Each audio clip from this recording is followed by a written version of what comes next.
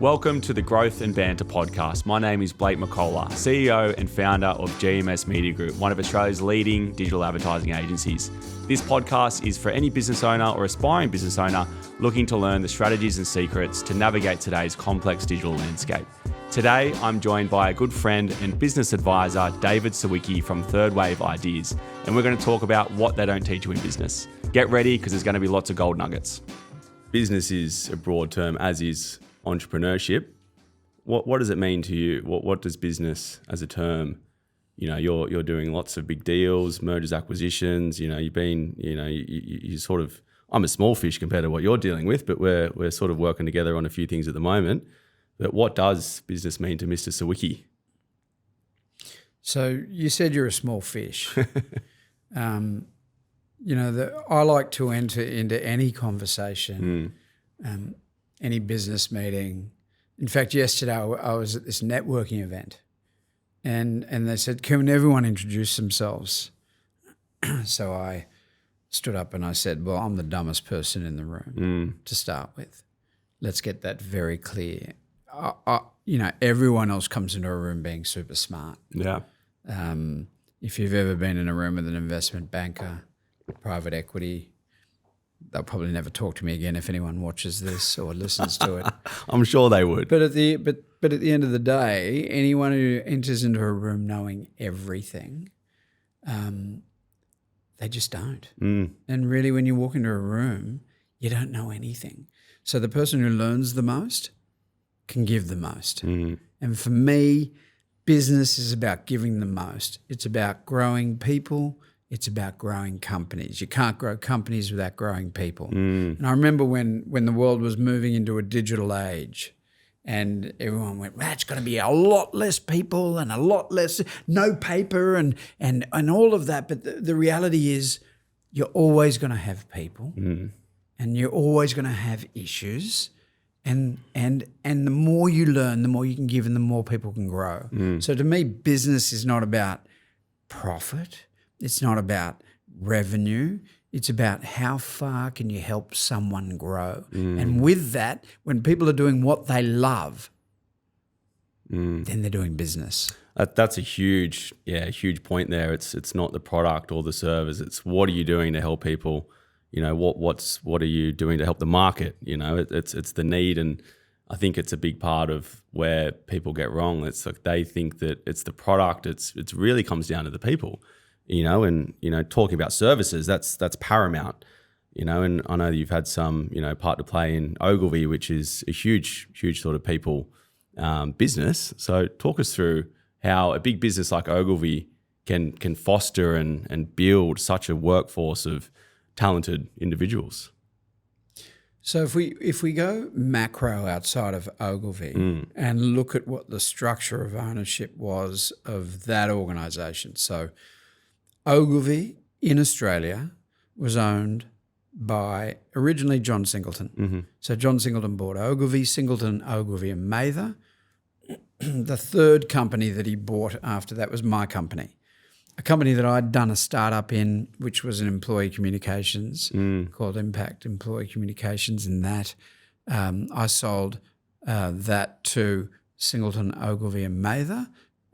Before STW was started, and I'll give you the chronology. And then I the other half to a bloke out of London called Sir Martin Sorrell, WPP. So there was WPP involved, there was Singleton, Ogilvy and Mather involved, and then we decided down the track, once we'd done that deal, and that deal's a podcast in itself. Yeah. I mean, working with people like that, learning things from the best and the toughest and the most ruthless people that I'd ever met in my life. I was so fearful. And doing our DD around joining swimming with sharks. you know, what's a level up from sharks? I mean, there's you know, I saw something on Instagram yesterday about the speed of marine animals. And there's an animal that just goes at 152 kilometres an hour in the ocean. I think they're that. It's a black sailfish. So I think we're dealing with black sailfishes there, and sharks they do 52 kilometres an hour at top speed. Wow. So you've got to learn a lot fast. You got to deal with fear. And by the way, there's not a day that I don't wake up anxious or scared. And that's in the morning, and then what I do during the day helps me sleep at night because I drive everything forward. That's sort of my mentality. So STW, WPP, and Ogilvy was a big part of that. And we grew from 300 people to 4,500 people with 90 acquisitions. So crazy. We learned something. And what do you think's been, aside from that first sale that you had with your business, and that's phenomenal, what's been sort of your biggest and most sort of favourite success that you've had, do you think? It's a really good question. And it doesn't have to be about selling a business, by the way. No, my greatest, I judge success on you're as happy as your unhappiest child. Yeah. And I've grown 2 daughters who are remarkable, both of them. One's in media and advertising. Okay. And the other one is in 3rd year marine biology. Oh, wow. And has taken my passion of surfing into her environment and her expression of what the ocean means for her in marine biology. So one's gone down the business path, the other one's gone down your hobby, your surfing path. Yeah, that's right. But interesting, the juxtaposition of that is that the one who's a marine biologist is quite business oriented. Okay. But the one who's media and advertising, she's actually a deep creative. She's a deep thinker, and she does get business, but she's into the ideas. Okay. And how does that actually manifest in every channel in everyone's brain, and what's the big idea that everyone's going to centrally move around in a contemporary world that we live in. So she's going to be the visionary. She is. She is. Wow. So what do you think they're like? What's the path for them? They're just finished university, or the older one has finished media and advertising, and the young one's doing 3rd year marine biology. But that's my determinant of success. Not that I just, it really comes down when you have children, when they're happy, you're having a good day. And any good parent knows that. Any bad parent, they think differently. Yeah. My daughters they're driven, they're focused, and they're just good humans. And to me, that's success. Yeah, absolutely. Business, what is success in business? The amount of people that I have grown and helped grow, that's success. The amount of companies that I've seen grow under my stewardship and my assistance and my love and their love. I mean, it's. I like to think that in the old days you had to be tough, you had to be ruthless, you had to be. They always used to say you had to fail 5 times, but I just think that's bullshit. You don't. You've got to fail a lot, because if you're not failing a lot, you're not trying anything. You're not learning. So that's fine, but you don't have to fail in business to succeed. You've got to be a good person. You've got to think about other humans, and you can do things nicely. I've seen things not done nicely. I don't work that way. Yeah. I don't care what it is. I choose people to work with that I love, so that I get up every day and I go, I can't wait to see John today, or I can't wait to see Dana, or I can't. I don't even think I work. I just live. It's life. It's living, mate. It's. I mean, this is fun. This is work. This is exactly. Can we get paid to do this? I'll do this every day. I love this. I love working with people that listen and look into my eyes, and I can look into theirs and go, I see the pain that you have every day. I see the challenges. I feel the challenges. When you go home with pain, I go home with pain. And it'd be nice if I didn't, but that's what happens. It's not all glitz and glam, and that's exactly how we met. You know, we've been sort of working together for a year now, and we're working on some pretty big things this year. And part of that is to level up. And you know, you've shared a lot of wisdom, and I can see, you know, the life and the journey you've had. You know, and being able to share that to others has been, you know, awesome to sort of witness. But in terms of like leveling up, and, you know, you mentioned that first acquisition you did in business, you know, that would have taken a fair bit of hustle, fair bit of grind to get those big whale clients, you know, to start leveling up and attracting the big players, you know, and you know, getting a business to a point where a business like Ogilvy would even look at you. What's the methodology around, you know, putting yourself in a position to get the big guys on board?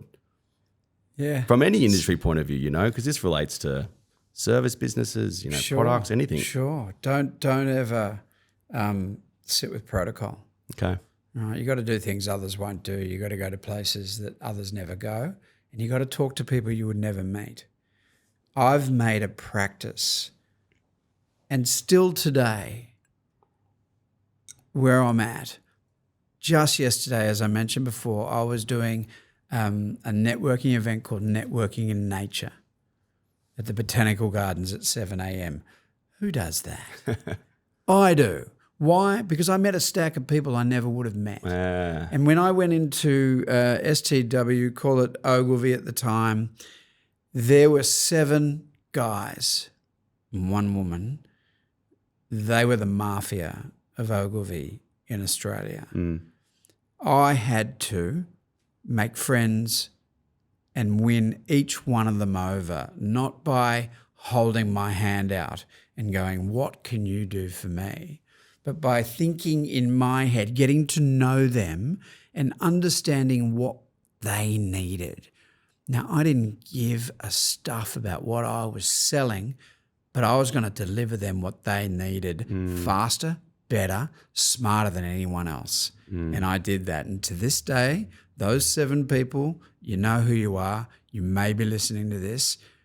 Well, one has passed away, and he was a beautiful guy. He actually started Are You OK Day. Oh, wow. Actually, Okay. Gavin Larkin, gorgeous guy. And these people, after 6 to 12 months, and remember, I wasn't an advertising guy, so they took in a communications guy that had nothing to do with advertising. And in those days, if it wasn't advertising, no one cared about you. It was unsexy. And by the way, I love unsexy businesses. I think they're really good. Yeah. I find unsexy very sexy. Yeah. So I ended up making friends with this Mafia 7, and they really took to what I was bringing to them. They took the value. And I look at every single person that I meet and think, from the first split second I see them, what is the value I can create for that person? Now, when you're doing that versus thinking about what can I get from them, it's a whole different mindset. It's a different ball game. It's a different game. So I will go and meet people that I wouldn't normally meet in life. I will go to places I don't generally go. You know, I'll go to restaurants. I'll go out to, now I'm sorry if you live in Liverpool, but I live in there. I don't often go out that far west, but I'll go out there to eat at a restaurant, to feel the culture, to see the people, to understand what's going on. I just love it. I eat it up. I eat up what people do, where they live, who they are, and I do it when I travel as well. So I've picked up clients in the toilet of the Singapore Airlines Club in Singapore, and I picked up one of my biggest clients standing next to him in the trough. I mean, who would think? But I did. That's another podcast. It's called the trough. How to land a client in the trough. Yeah. So I just think that we go too far on protocol. We're too scared to do different things. Yeah. And I think that's like, I'm a big believer in straying from comfort. You know, if I'm in a position where I'm sort of doing the same thing every day or even every week, you know, business is just plodding along and not really growing, I get anxious. Like, it actually gives me anxiety. And I think a lot of people might neglect that, but you use that as motivation. I'm always looking for new things and to meet new people, like you said. So I can relate to that. And I think it's an important message, whilst comfort is good, it's also even riskier. I think, getting outside of your comfort zone is the best thing you can do in life. It doesn't necessarily mean making more money. It's just, it gives you a breath of fresh air. So you have to spend your life uncomfortable. Because if you get comfortable being uncomfortable, you're dead. You're dead, and you need to know your value. You need to believe in yourself, and you need to have many moments in a day where you feel like an imposter. You can all go in and watch Mike Cannon-Brookes's the imposter syndrome talk. Imposter syndrome. Yeah, that's a good one. But it's, if you don't feel imposter syndrome, you're actually not going hard enough. And I think it's very valid. Mike Cannon-Brookes didn't come up with it. He articulated it well. He did. I just think we feel it every day. There'll be days when I'm driving and I feel like a king or a queen, whatever, diversity. But there'll be days when I'm driving the same car and I feel like an absolute failure. Yeah. Like I shouldn't even be advising people. I shouldn't be helping people. Yeah. I shouldn't, but when your heart's in the right place, you're going to have those swings and roundabouts. We're all human. On emotions. And if you're not having good swings and roundabouts, a lot of them, you're not going hard enough. It's the same as the failing. You've got to feel all elements. You've got to know what a bad day is to feel a good day. And every time you have a good day, you're going to have a bad one. We've never done our biggest deal and we haven't done our smallest deal. As Dr. John DeMartini used to say, he was a personal development coach we used to market before I started the agency back in the day, and he's a big believer of universal laws, balancing your life and not striving for happiness, but more so being content, because without happiness, you need sadness. So can't have one without the other, in other words. And I think if you spend a lot of your time thinking about other people's happiness as well, and that's part of helping people grow, your happiness comes with it. It's the same as them doing something they love. Profit, revenue, profit, all comes with it. Yeah, absolutely. So changing pace, let's talk about, you're an avid surfer. You're still shredding. How integral do you think that is for your well-being, your life, and just, talk us through what surfing, brings to your life? Because a lot of people, I think another thing as well in business is that I don't think people have enough activities outside of work and family, talk us through what surfing does with you. So I started surfing when I was 7 and it's a beautiful time to surf. And even though Ogilvy had the KFC account and still do, I started my whole surfing career by my father buying a bucket of chicken, right? So in those days, and I've been trying to get KFC to bring back the foamy, right? So in those days when you bought a bucket of chicken, you got what was a chunk of foam called the KFC foamy. And everyone from Shane Horan to you name it, all the great old surfers that were the stars in those days, we all started on KFC foamies. Yeah. And you would go out for a paddle at Bondi, and I'm a Bondi boy, so born and pretty well bred down there, and you would go out, paddle out on your foamy, and you'd have no skin left on your stomach. And in winter, I remember you'd wear a football jumper. Like, what were we thinking? A football jumper, because it's made of wool. You'd wear that into the water. No wetsuits. A wetsuit wasn't thought of. There were no leg ropes, wetsuits, none of that. No sunscreen either? No sunscreen. Man, I used to burn. And, the people that laugh and make so much money off me is one of my great friends that I went to school with, brilliant dermatologist. Guy called Dr. Rob Rosen. Okay. He's making a lot of money out of me because every 3 months I need to get checked now. But, you've got to have regular checks. But my surfing days were raw. Bondi was a rough, tough place to grow up as a kid. So was Maroubra. I have so much respect for the Bra Boys and what they were. It's nothing like it today, but still a beautiful place to be. There's nowhere like home, right? So I grew up surfing down at Bondi, and then, my parents didn't have much, and that gave me a sense of who I was very early. It also gave me a sense of calm, peace, and all the things that everyone says. But really, it gave me a place to go to. It gave me a place there, because I'm not a pack, so I don't go with packs to go surfing, and I just surf by myself. And I got mates I surf with, sure, but you go surfing with a mate and they're worried about the wind, one's worried about the swell. I don't give a shit. It's a wave's a wave. Yeah. To me, you go out in the water, you come out smiling, you've done a great job. Doesn't matter how good you are. No. I actually think I'm a better surfer now than I ever was. Yeah, really? Yeah, I think I go hard. I go quite smart. I called my company Third Wave Ideas for a reason. I never noticed that. Yeah, so third Wave Ideas, because when you travel and you're surfing in tropical climates on coral, you never take the first wave. To me, I look at them and I go, "You're an idiot. You're taking the first wave." That's a scary move to take. Never take. I learned that lesson at Cloudbreak. Exactly. So how many do you want to get on your head? You've got to think. Because if you go down on that first wave, you probably got about 4 or 5 waves to take on the head. So I called it Third Wave Ideas, because in surfing, I've always made it a practice to go the second or the third wave, because I'm calculating my exit. Yeah. And in business, I calculate my exit as well. So I always thought there was a nice correlation between third wave ideas, what I do in business, never take the first idea in business or the second.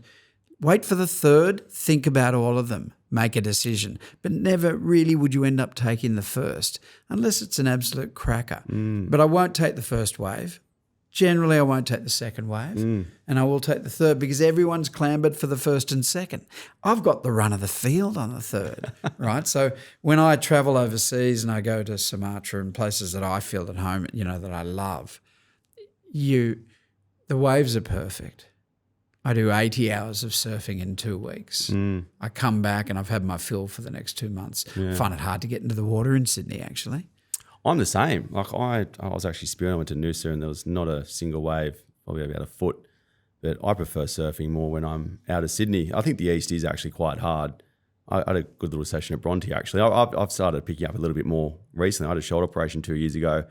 Couldn't surf for a long time out of that. It took my confidence away as well in the water.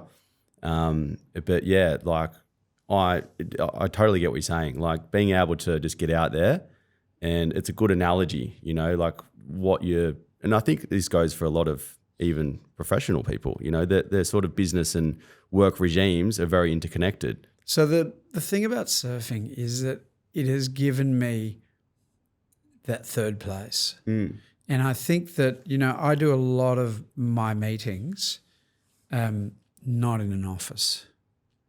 So you've got to think about what your third place is. Your first place is home, your second place is wherever your office is, and what's the third place? And the third place you've got to think about as can become a really massive part of what you do. And that third place is not one place. So I meet clients down at McMahon's Pool down at Maroubra, the ocean pool down there, and we do 2-hour sessions there. I do a 2-hour walking meeting every Monday morning. That's around cool. Mossman and Cremorne Point with a client. And that guy has been a client of mine for 11 years. He retired last year and we loved being together so much that we still get together for 2 hours every Monday morning, because we're in a few businesses together, different businesses, but we just enjoy each other's company and we talk business and we walk. So a lot of my week actually is in that third place. Where is where's yours, or anyone listening, where is your third place? Surfing has given me a life of no depression, of very little anxiety. You got to have some anxiety. If you don't have any anxiety, what the hell are you doing? You got not trying hard enough. You've got to every morning, as I mentioned before, you wake up anxious. But it's given me that place to go to, and strangely, even though I'm born and bred Bondi, the place I do go to when I need solace, when I need to get away, is Maroubra. I just love it there. It's my little spiritual home. Yeah, that's awesome. And it doesn't have to be surfing too, right? I think it's just good to have something outside of it, some sort of hobby, like it's just, there's too many people I think that just don't do it. Don't do anything.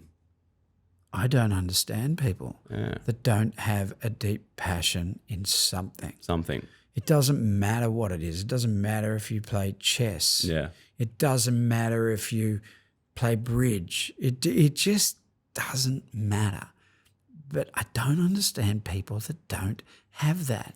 I think people probably think that they're not good at anything, but you don't have to be the best at something to do it, you know? I think if it gives you joy, and I think fair enough, if you're playing golf and you shit at it, it's frustrating, but, you know, just keep at it. And you don't have to be great, so long as it just is a vice to peel away from the 9 to 5. It's this feeling great at it thing that people think they've got to strive and be the best. No, you've got to be passionate. And I don't understand people that don't have a passion. I don't get it. It doesn't resonate with me. And I can't work with people that don't have a passion in something outside of what they're doing at work, because it's my driving force. It's my, if I don't do it for 2 weeks, I feel ill. I've got to go but I don't need to do it every day. Yeah. But I need to always ground myself in that. Yeah. That's since I was 7 years old.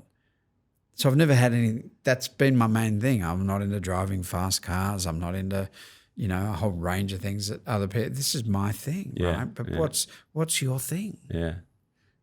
Yeah. And for those of you who are listening, what's your thing? Yeah. Is it fishing? But it's not just saying I go fishing once every 6 months. It's what's your deep passion? Yeah. And what are you doing about it? I've got an obsession, a really big obsession around massive swells.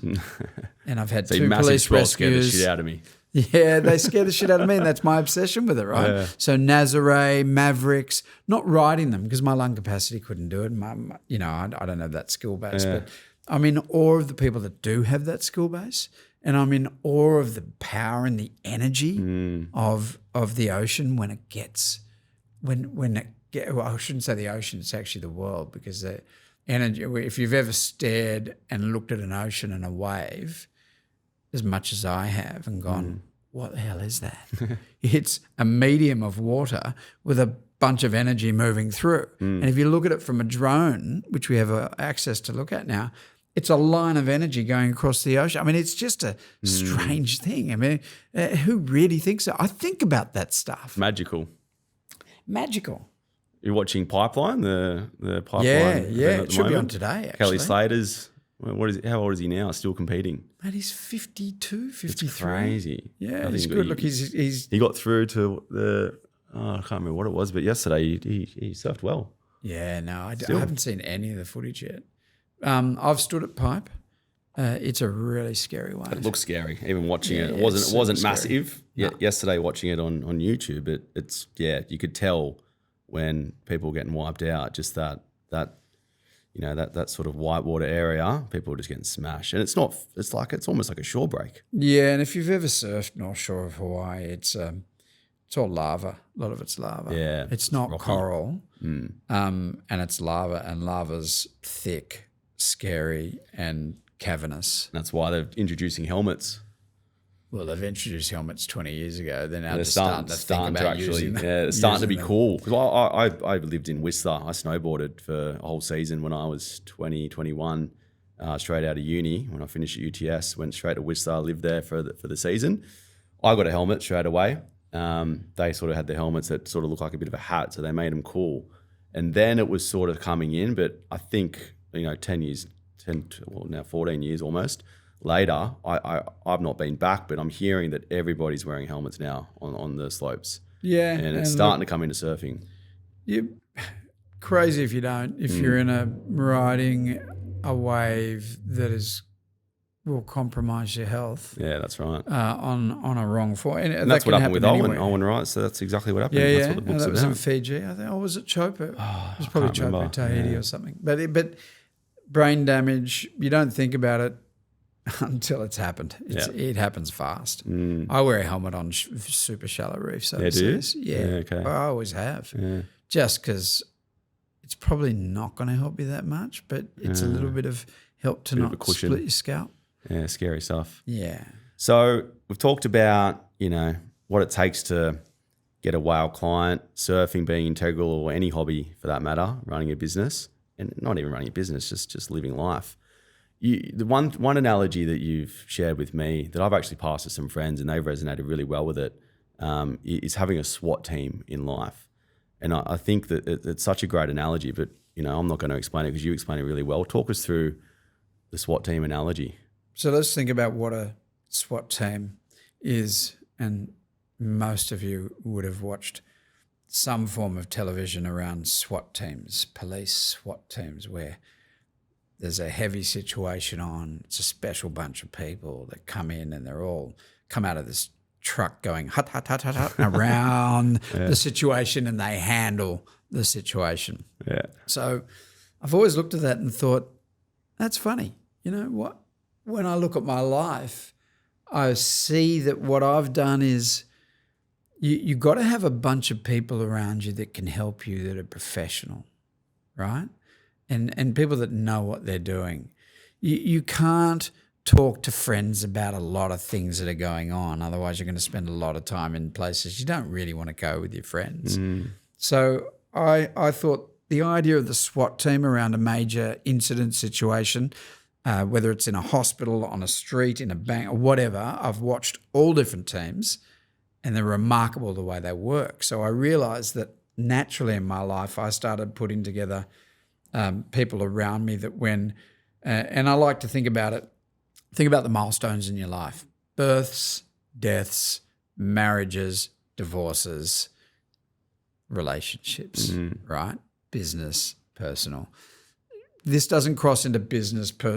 Everything to me is life. It's like you said, it's 24/7, right? So I put a SWAT team around me that naturally, and I realized it was a SWAT team when I went, geez, I had my osteopath, I had my psychiatrist, I had my masseuse, I had my acupuncturist, I had I can't talk about that one, but I had, I had 5 people that I used when I was in a situation. Yeah. And they all came out of this van, around me, and I called it when I needed it. And it's a resource base that most people don't think about. And if you don't have your SWAT team, who's supporting you? Now, it's not your wife, and it's not your I don't include personal friends in that for a reason. They're friends. They're there for a range of different reasons. The SWAT team is paid by you to be there and come out of the truck when you need it. Yeah, it's such a good way to look at life. And when you break it down, I even listed it. I documented it in my project management system, and I've got a personal one. And then I've gone as far as then documenting all the partners that help us in business. We've got our clients and our team, but all the other suppliers that we use outside of our team. When I put it down on paper, I'm like, wow, it starts to add up, and then you start to feel way more supportive, and it actually adds more power to your day-to-day as well, because you feel like you've got this backing behind you. And, from business to personal, I think everybody should not neglect that they've got people around them in one way or another. I've got the same person who cuts my hair. I got my hair cut this morning. I've had probably for 10 years, as simple as that. Just having those people to go to that can tap into different areas of your life. And yeah, I think there's a independence is one thing, but no one is really fully independent, and you can't do it on your own. I want to know how they cut your hair so well that you always look so good. It's genetics. Yeah. If you look at my hair today, it's a disaster. It looks good. I like it. It's all over the shop. But your hair always looks perfect. So that part of your SWAT team's good. It's definitely not as thick as it used to be. What you said about documenting your SWAT team, clever. If everyone listening does actually document your SWAT team that you pay, not that is there because they love you or whatever. These people love you, but they are paid to look after the element that they're looking after. They are a specialist in your treatment, in your feeling good, in your wellness, in the way that you operate. My SWAT team is massively important. And they'll call in every so often, right? But I say, you know what? There's nothing on that I need this for right now. But you better believe it, when something hits the fan in one of those key areas, on the phone, right, everyone, get ready. We got a situation happening. I treat it that way. And it's not just around business as well.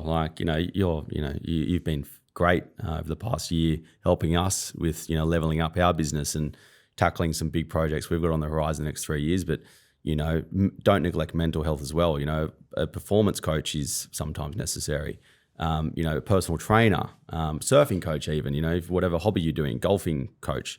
There's so many different elements in life that it's everyone's done it before. It's quite rare to think that, you're the first one doing it. So why not tap into skill sets of other people that you can learn from quicker? It's an expedited path. Think of it as your SWAT team. That's it. Note them down, have them on speed dial. 100%, totally agree. So aside from, we've gone into some highlights, namely your two daughters. You can't have highlights without lowlights. What's been some of the biggest challenges or biggest challenge you've had in life, do you think? Well, there can be many.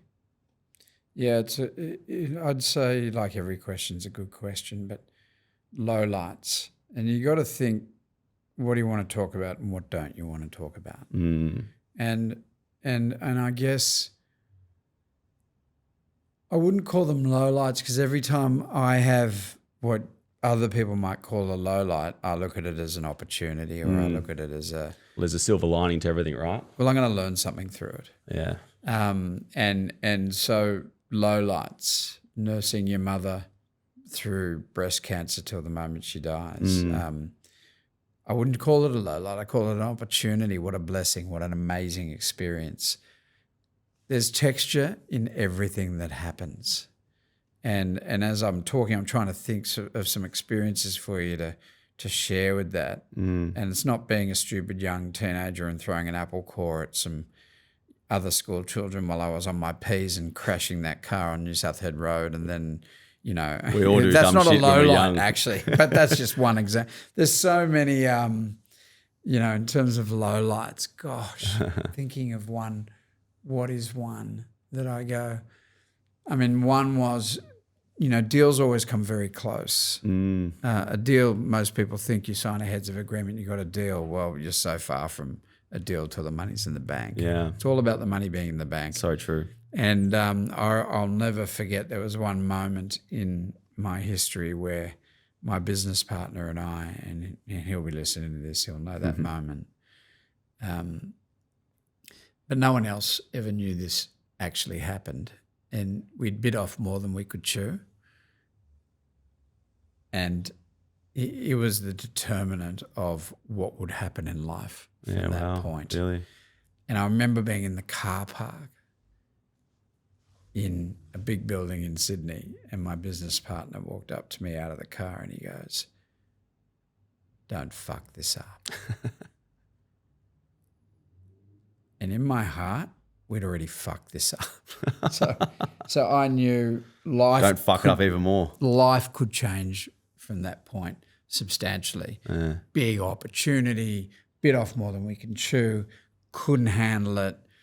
What were we going to do? And so one thing I learned about myself is that my ability to scramble, my ability to hustle fast and with intent was extraordinary. That little experience cost me $100,000 personally to fix when I had no money. Right? But if we didn't do it, we wouldn't be sitting here today. Yeah, wow. But it ended up being the biggest thing. And that person that I actually went and hired to help paid the money to. Wow. Became my general manager for 8 years. Okay, wow. So there's things you learn. So everything that's a low light is not necessarily, it might seem like a low light, but it's going to end up being a highlight if you hustle and scramble well. Yeah. And that's a good thing as well. Like you're going to have low lights every day from a micro level. And of course there's bigger low lights in life that everyone's going to go through. But yeah, learning from them is so key. And waking up that next day and not getting bogged down, because if it's building up in your head and you're not dealing with it, you're not learning from it, it's just going to, life will crush you. You got to survive. You have to. But a lot don't. Yes. And look, remember, if everyone was the same and everyone was good, the competition would be fierce, right? And it's only getting fiercer. But it's not hard to get ahead of the pack. And it's the things that we've spoken about, some of them, that will take you there. And so when something not good comes in every day. I mean, there's a moment that every time I turn my phone on, look, it's a bit like ex-partner syndrome. Every time someone's ex-partner calls, what's the feeling in your body?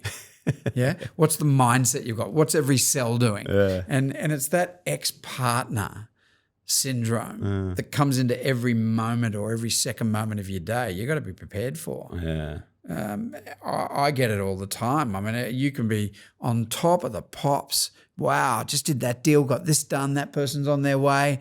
And then out of left field comes this ballistic missile that you never saw coming.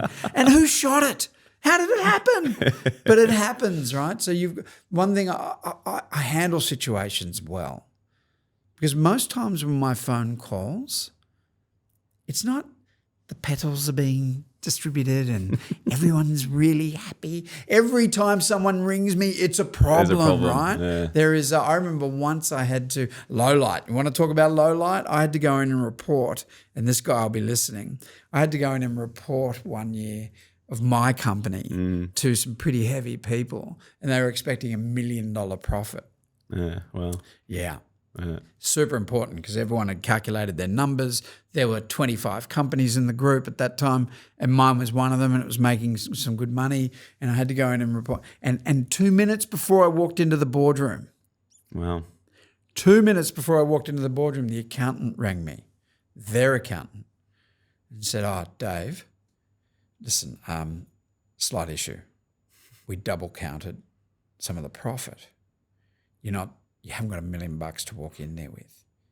You're going to walk in with 400." Yeah. Yeah. And I remember that moment, the life sucked out of me. Like I couldn't breathe, right? I was scared. I was so scared. Yeah. I remember standing in my office looking out the window at all these people it was Christmas time, right? It was like even worse. It was the day before Christmas, everyone breaking up. But everyone was down at, I was in Sussex Street in that big tower there, and the Price Waterhouse building as it was at the time. And I remember looking down, seeing the people partying down. And I wanted, and they're the moments I call the shopkeeper moments. You want to just, I want to be a shopkeeper. I want to sit in a store with selling books. Not that I'm interested in them, but I don't want to have anything to do except sit behind a counter and look at people, right? That's where I wanted to be. I saw people having lunch. I just, no responsibility, right? Now I had all the responsibility. I had to walk into a boardroom. So I walked into this boardroom. I could not breathe. I needed a respirator. I walked in. I asked everyone to leave the boardroom except one guy. And his name was Chris, and he'll be listening. And I said, "Chris, I don't know how I'm going to tell you this, but I've got to just tell it to you straight. This has happened." And it was like a shockwave had gone through over his head. His hair went back like this. It went, whoa, whoa. And then what you got to do is you got to shock and awe fast. Bad news has got to come fast, right? And then rip the Band-Aid off. Rip the Band-Aid off. Let the shockwave go.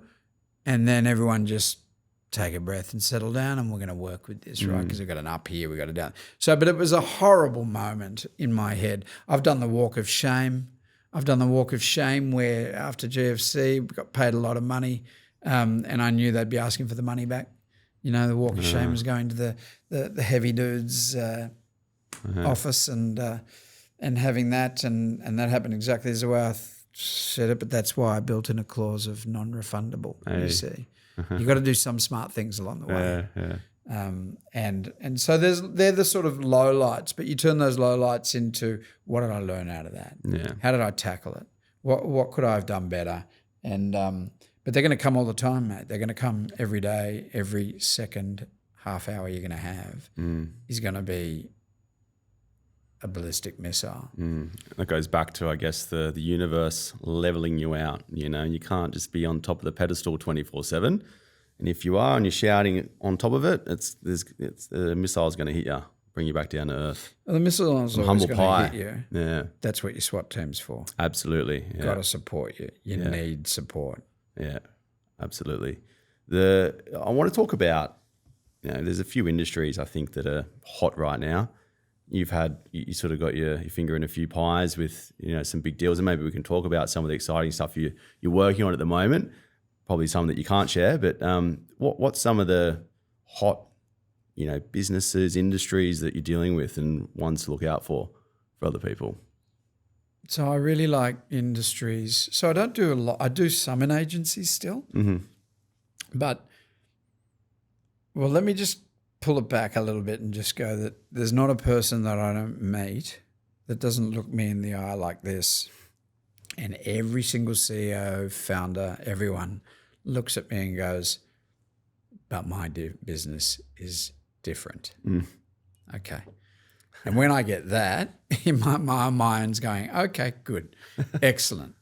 Okay, so let me ask you, do you have people? Yes. Do you have product? Do you sell a product? Yes. Do you have systems and processes? Yes. Partnerships? Yes. Profile in the marketplace? Yes. All that stuff. And then I go, your business is not that different to other people, right? They go, yeah, you're right. So when I had 90 companies that I was juggling, working with the team, we had to create a system and a process to be able to have apples to apples conversations to understand what was happening across that. I've taken that into my life now, and I've taken it into many industries, and I still get the comments of, but my business is very different. Actually, the principles of business apply. And there was a guy who once said to me, here's a low light for you. So there was a guy who once said to me, I remember 35 years ago, so I was in hotels before I started my agency, and 15 years with the biggest group in this part of the world. And I remember thinking to myself, I really want to get into real estate because I reckon I'm pretty good. Like I could sell real estate. And I've always loved the idea, except, I thought I could change it up a bit. Like you don't have to walk into a bathroom and go, this is the bathroom. You could just actually present a place like John McGrath did and change the game. I thought, I wanted to get into real estate. I remember I went to see a guy who was a big dude in advertising. And I thought, I'll do that or I'll go into advertising. I thought, that's quite fun. I could be a suit. I could really do it quite well. And I remember going to sit with this guy and his name was Grant. And if you're listening, Grant, life moved on. And I still ask after him with other people. And it's sort of quite funny because he said to me, mate, you can't move industries. That's just a crazy idea. Why would you do that? You just can't do it. And I remember walking away from that meeting. It was in Neutral Bay. And I walked away because I never give up, right? I go and meet so many people doing many things. If the garage door's open, I'll walk into it because I want to see who's in there and what they're doing, right? Because I'm curious. That's the other thing. We need to talk about curiosity after. I've seen that skill. So I just love any industry, and I've really enjoyed spaces like the NDIS. I like industries that help other people. So I got into helping in dementia, NDIS. I got into helping in aged care placement and coordination. I've got into a few global tech pieces. Anything that helps someone do something better or give a better lifestyle or add value or create value for someone else's life versus just selling a product. And I sort of moved on from agency. I still do agency because I've got a great contact base. I know a lot of people. I love a lot of people. I can pick up phones and ring people that most people won't do that to. So I still do some agency work, but I really love sectors. You would have thought I would have drifted into the surf area, and I did. And I lost some money on some surf stuff, but it's so the surf opportunities now are big capex, capital opportunities, the surf parks, the entertainment, the retail spaces. It's the big players are coming into that now. So there's no real opportunities in that world for me. So I really like businesses that help people do things, grow, live better, be better. And like a big part of, I think, what you've just mentioned then with having a good database within the agencies, you're a phenomenal networker, and I think with networking comes curiosity. So I'm a big believer in that as well. Like I feel I wouldn't be here today, and I still feel like I'm at the starting point of my career. I wouldn't be here if I didn't network and if I didn't open myself into situations to allow me to meet new people to then lead myself to new opportunities. So network is almost your net worth. How have you done that? You know, you're still doing it. You're a phenomenal networker. And I think any time I bring something up, you've always got 1 degree of separation with someone in that particular topic. So what's the secret there? You said it. So Blake McCollough just said the term that is so important. I always feel like I'm at the start of my career. Hey. I'm older now and I feel like I'm at the start of my career. So I'd like everyone listening to actually know this is a Blake McCollough saying. If Copyright. Copyright it. Because when you're talking on the other side about your success, which you have, feeling like you're at the start of your career every day is a massive part of that. Because what do people do at the start of their careers? They're energized, they're motivated, they're hungry. They go and talk to people. Yeah. And they're really curious. If you can have one quality, which you have, and by the way, whenever I speak about this, the start of your career, because I'm adopting that from today. We've got so many yours. podcast topics now. That's another one. It's yours. is the start of your career is the feeling you should have every day. Because then if you have that feeling, you'll be hungry, you'll get out, you'll meet people, you will go and talk to anyone you can and do the things that we've spoken about. But if you've got to have the feeling and the curiosity of the start of your career. I will have that till the day I am gone. Wow, yeah. You know, and it comes down to passion. Yeah. And it comes down to the other things that were spoken about. But you just created a nugget for your own podcast. Love it. Well, thank you for making me uncover that nugget. Appreciate it. But no, it's so true. Curiosity. And like I said, you know, life's tough, business is hard, but waking up and feeling like that, it's a new day, it's a new year, you know, there's a beginning always. Just a word on curiosity. Yeah.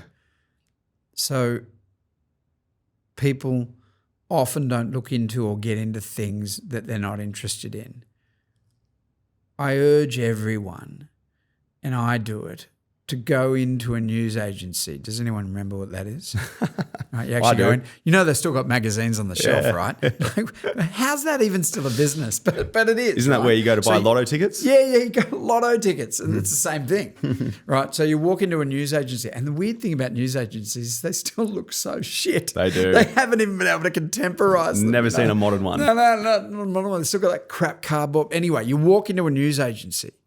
And everyone just try this. It's a tip for you around curiosity. And buy 3 magazines of things you are totally uninterested in.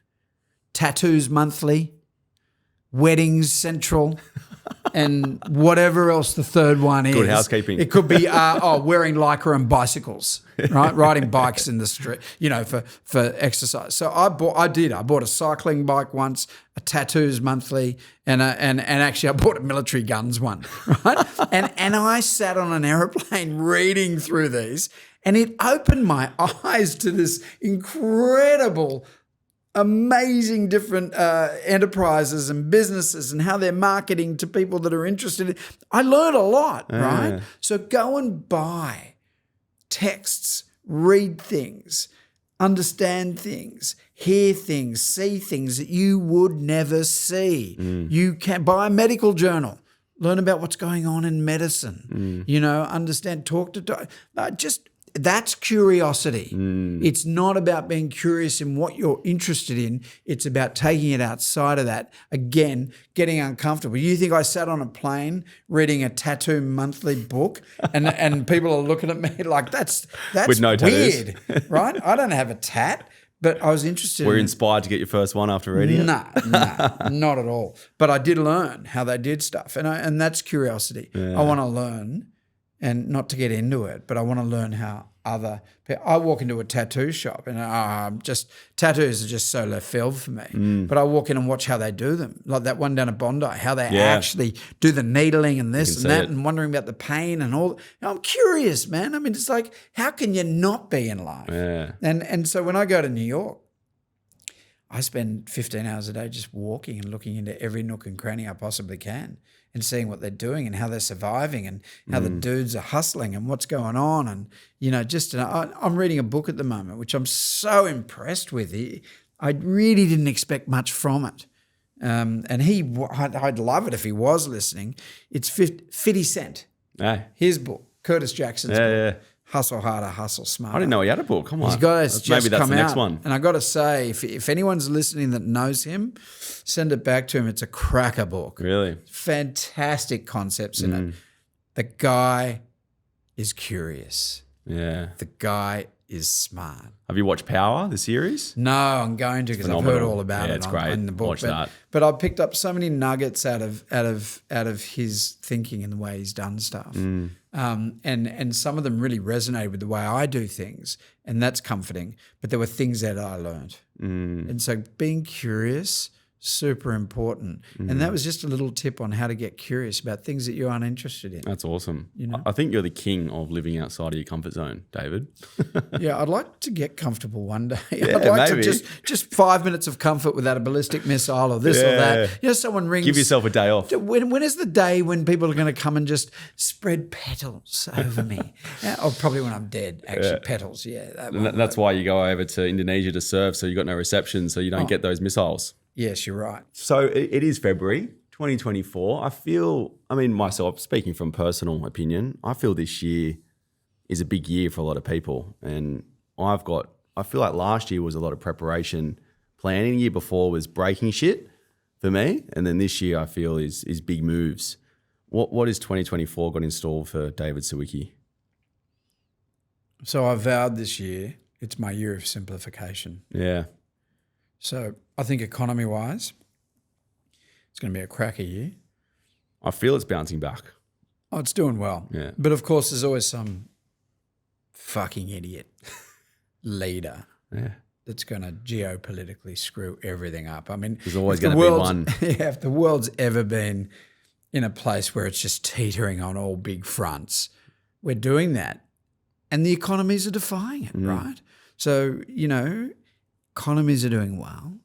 They're getting much better. We've got a lot of good flow. Australia's the best country to be in anywhere in the world because no matter what we think of ourselves, we're actually just not that important. And that's the beautiful part of it. Like we're too far from the rest of the world. People really don't care.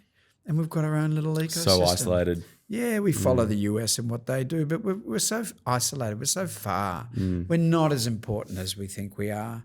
And that's the most beautiful thing about where we live. It's going to be a great year. I think we've got 3 years of up. I think we've got a really good ride. So anyone that's going to grow anything, now's the time to start. And by the way, starting people going, I'm going to wait for a better time to start a business. We're idiots. Yeah. You want to start a business in the toughest, most grueling periods of history, because if you can start a business in a tough time, you're going to have a cracker for the bull run, And it's we're in that period now that now's the time. If you haven't done it now in a year, it's too late, right?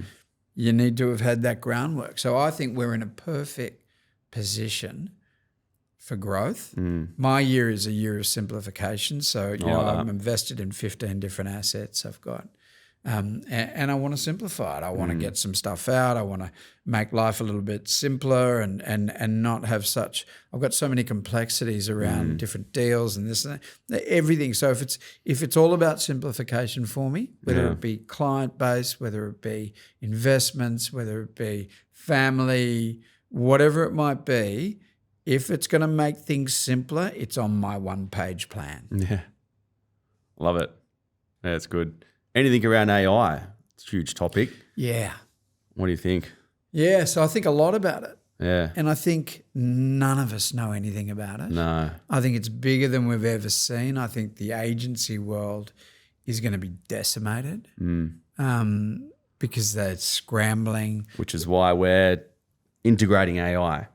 much as possible. Exactly. So I don't think we really know what's possible unless you are the head of Google, the head of Apple. And there's an adoption Bill period Gates. as well with anything, right? Like there's new technology that comes out. There is a period where people won't adopt that, you know? So it's going to take a while until it is, you know, people understand the power and how to properly use it. It's just like anything, but there's a lot of fear around it, I feel. So you've got to think of AI. AI is a brand of change. What people don't realize is that AI is artificial intelligence. That's not a brand. That's a way of that is an intelligence. So the end of humans, in all the movies that we've ever seen, we're closer to that ever now. We will not, you know, if you saw Oppenheimer and nuclear war was the big threat for the movie world. was insane. Great movie. Great. But nuclear threat is not our worry. After seeing the drone show at Circular Quay in Vivid, I then realised at that point that this is how humans are going to perish at some point, because when you see 2,000 drones moving in unison and you can't fight back and this and that, and you see what's happening around the world and the experiencing and defence forces with drones and really intelligence, and that's not even AI. I mean, that's got AI in it, but AI is intelligence. Well, it's machine learning, so anything that has a machine ability to learn is, Well, that's right. So if you think about yourself, and I do think about this stuff, right? So I think we are a set of bioalgorithms. A computer is a set of algorithms, but we're a set of bioalgorithms that have been programmed for millions of years. So at the end of the day, another set of algorithms can determine our life. Yeah, wow. And much more powerful than we can, and a lot smarter, faster. So, you know, when Google's had those two machines in its simplest form, two machines, they plugged them in together. They started communicating in a language that humans didn't understand. They had to pull them apart. There you go. That's AI. It's a scary thought. What it does to business and what it will do to people within business, you know, I'm very confident. In the old days, you always wanted your son or daughter to be a doctor, a lawyer, an accountant. That was something you were proud of. Today, they're not even jobs of the future, right? No. So if your kid wants to be a doctor, lawyer, and accountant, I mean, it's what a waste of time. In 10 to 20 years, everything legal will be AI. It'll all be intelligence operated, even the courts, everything. There's precedents everywhere. Done. Accountancy, all AI. Medicine, mostly AI. So humans have got to start looking at joy and doing things with their life that are not based around, I need to go and show that I'm busy. Because you won't have a job. You won't have a life. You're going to have to create your own life. AI, intelligence, unknown at this point, only by a few of the power of it. ChatGPT is those powerful people giving us a little snippet of, gee, it can write a letter for you. Or can't it do creative? And everyone's scrambling around going, I'm going to create a creative agency that's AI or this or that. Man, we don't even know what's coming. No, we don't. I certainly don't know what's coming, but I love change. And I love disruption. And I think you need to embrace change. And that's another thing. I think like the common threads with all the brands that we've worked with over the past decade is that they're on the forefront of technology. They love to try new things. They're constantly changing. They're measuring and testing. And I feel, AI will help us with the mundane tasks, so then we can think more creatively. I think that's, and it might think for us creatively down the track. Who knows? But I feel if we can remove some of the mundane tasks, I guarantee you most people will just be wasting their time every day doing shit they shouldn't do, you know, and getting more efficiency out of your time, because time is the one commodity we can't get back. Remember, most people are busy being busy. Busy being busy. Yeah. So on that note, someone said to me the other day, how many emails do you get a day? I said, oh, mate, let me just add it up. How many do you get? I said. They said, I get 300, at least 300 emails a day. Like a competition. Oh, and I said, I get 12. They said, you get what? Well, I've got spam weeded out, right? So I've got 12 clients. I need to fix my spam. I get 12 emails or texts a day. I can see it in one screen. If I can't see what's happening in one screen, that's a problem, right? I'm not busy being busy. I'm busy being super effective with people that I'm very targeted on what I got to do. I know what I have to do. There's no emails bounce back and forward. I'm doing my stuff. Yeah. You know, I don't need to be busy being busy. And one of the best keynotes I ever had was the head of Ogilvy in India at a big global Ogilvy conference. And he stood up and he was supposed to speak for an hour. And he got up and he held the lectern and he looked at everyone. There would have been 500 people in that room from around the world from Ogilvy in a place called Cochin, which is southern India. And he looked at us all and he said, stop being so busy being busy. And he walked off. And the next morning he actually opened the conference with about 2 hours on that. Wow. But that was his keynote at the dinner. Yeah. It was just great. It always stuck in my head. It's so true. That's phenomenal.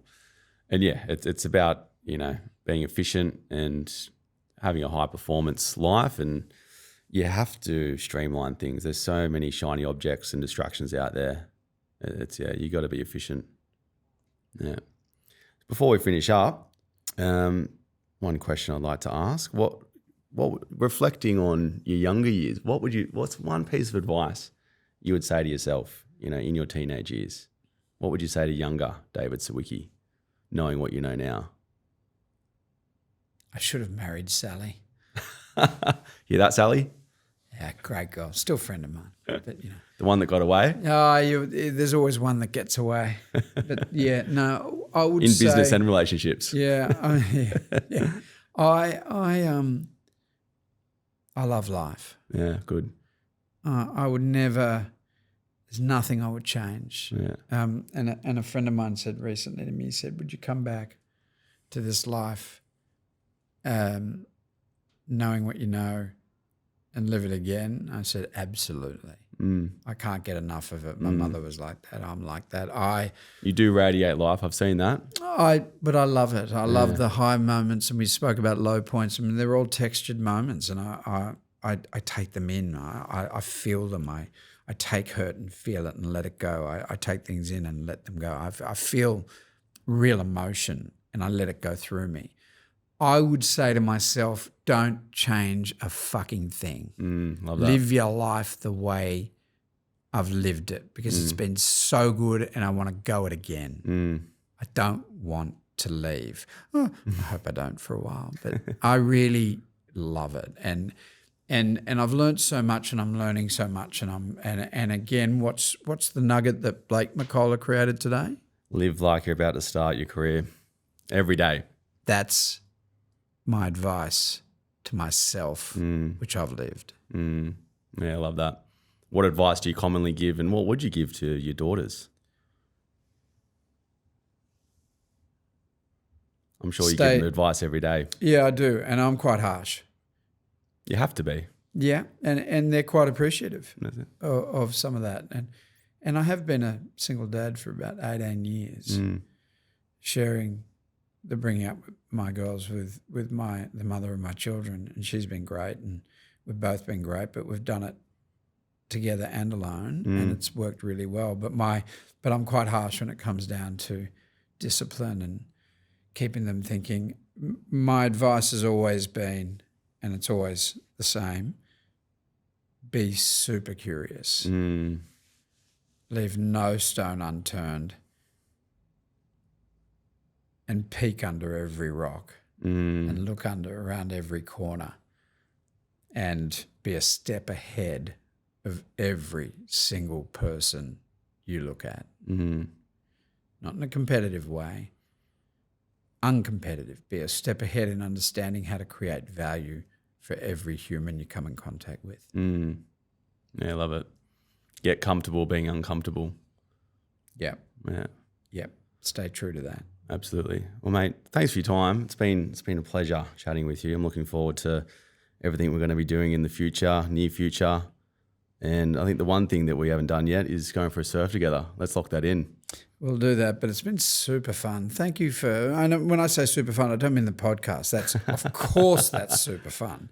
Goes without saying. But it's the time we've spent together. You know, I love seeing you. I love your hunger, your curiosity, your passion, and your posture in things.